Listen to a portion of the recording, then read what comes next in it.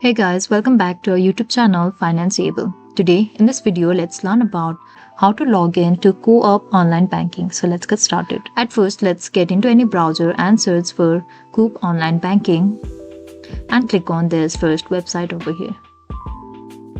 Now, you can enter your login details, that is your username. And if you want yourself to log in, even after you get back, simply click on remember my username, and if you have forgotten your details, click on forgotten your login details and click on next.